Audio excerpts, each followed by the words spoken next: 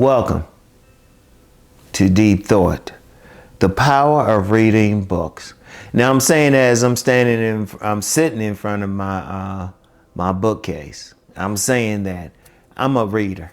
You know what I mean? My idea of a hot date is going to some bookstore I hadn't been to in a while. That's my idea of a hot date. She used to sell books. And this is just a small percentage of the books I've read. Because shoot, I'll go to a library or something. I've gotten plenty of library books. There's some books I've sold, whatever. But I'm gonna tell you what, the power of reading books. It's information. It's information, and I don't care who the writer is. It's like you talking to that writer. Because even when some writers call themselves trying to be objective, ain't no such thing. Ain't no such thing, because even no matter how objective they trying to be, they looking at something from a subjective level. And it was actually a writer whose book I read that in. He said that's always a writer. All these writers here, that's really them, whether their book is fiction or nonfiction. You always get an idea about that. In fact, I was talking with my barber the other day, and she wants to write stuff, and I was like, yeah, even if you write something nonfiction, that's still you. Or even if you write something fiction, that's still you. And the power of reading these books is you're talking with somebody. You're talking with somebody who has some expertise on something. And really with the books, you can actually go back and actually read it. You can underline it. And I'm gonna tell you what, I know a lot of people get into videos or listening to stuff and all of that. I'm gonna tell you what, personally, I prefer the books, because then when I come across something, I have like little things I can tag them. I can tag a passage with. Sometimes I might break out that pen and, might highlight some stuff, dog ear some stuff. Shoot, I got some books up here. Shoot, they just torn apart because I've been through them so much. But you learn a lot.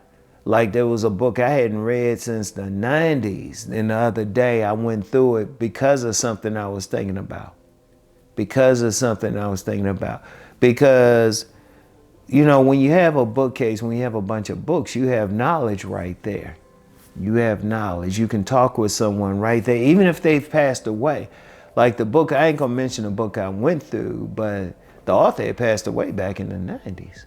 But I was going through his book. It was like I was talking with him. In fact, when I'm reading a book sometimes, if I have an idea about the author's voice, I will read it in their voice. Even if it's even if it's a lady, I'll read it in their voice. So it's like they're talking with me. They giving me some information, and they giving me a perspective. And there's been many a book I might have read and, put it down, but then come back to it later. Something happens, I come to it later. But that's the power, that's information. Because, subconsciously, we take in everything. Subconsciously, we take in everything, but consciously, it's hard to always bring that up. When you have a sign of intelligence is being, whenever you need to know something, you can go find that book, or you can go find that information, period. I just prefer books. Some people might prefer something else, but the power of just reading the books, like all this stuff up here, I got like a lot of information on different things. Shoot, even works of fiction, There's times I've looked at some works of fiction because I maybe knew the author, because you have a lot of authors, they'll present something in fiction, but it's really what they're thinking. One example I will use is Ayn Rand, who wrote the monumental book Atlas Shrugged. She was actually presenting her philosophy of objectivism in the book. It was a long book, a long read, but you get an idea. Like I said, there's no such thing as objective. Whether they're writing fiction or nonfiction, you're getting an idea. It's like you talking to the author. You can always get an idea about any author by what they write. You can get an idea what their perspective is. Like even with my books, you know, I'm just giving my perspective. I'm giving my philosophy. When I talk about, like I'm known for the relationship books, and I've told people this is not objective because relationships aren't objective. This is my philosophy. I've even said to people, if you don't agree with that philosophy, that's okay. But this is my philosophy. When you're reading my books, you're talking to me.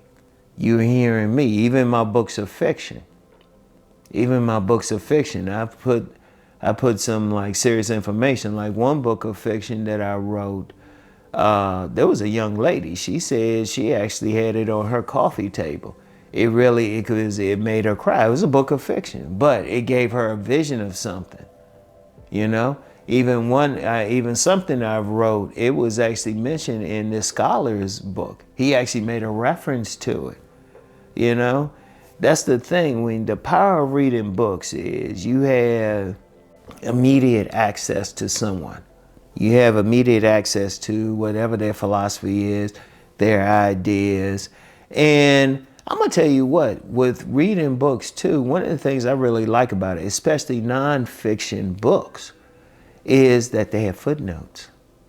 There's been many a book I'll read and I'll say, oh, okay. And they'll present something. I was like, oh, where'd they get that from? Then I'll look at their footnotes or their endnotes and say, oh, get it here. Then I'll look at it.